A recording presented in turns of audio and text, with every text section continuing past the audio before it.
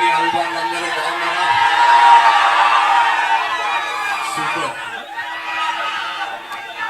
ఇక్కడికి ట్రైలర్ తీసుకొచ్చి ఫస్ట్ మీకే చూపించడం నాకు ఎంతో ఆనందంగా ఉంది.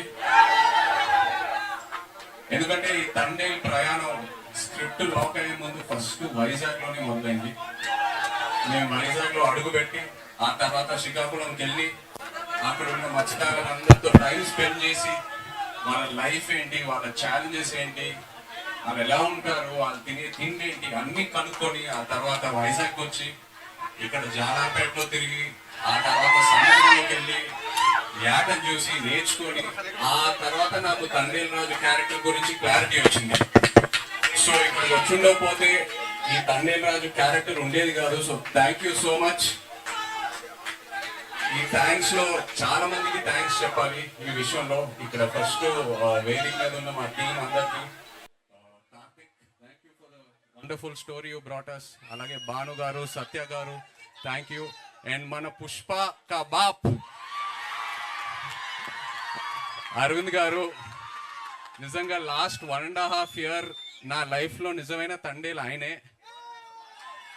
చివరికి వచ్చేసరికి నేను ఇంకో సినిమా ఆయన లేకుండా నేను ఎలా చేస్తానా అని ఒక ఫీలింగ్ వస్తుంది నాకు.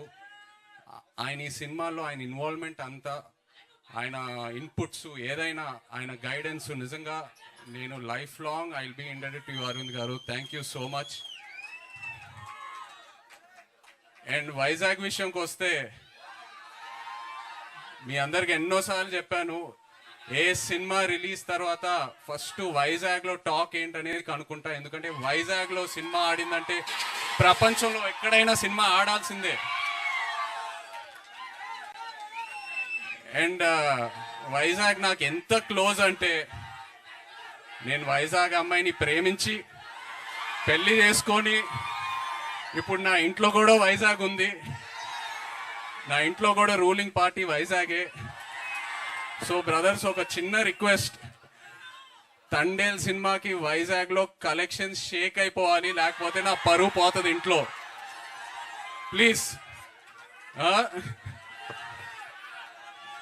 అండ్ సినిమా గురించి చెప్పాలంటే, చందు మొండేటి గారు ఈ సినిమా స్టార్ట్ చేసే ముందు నాకు ఒక డైలాగ్ చెప్పారు.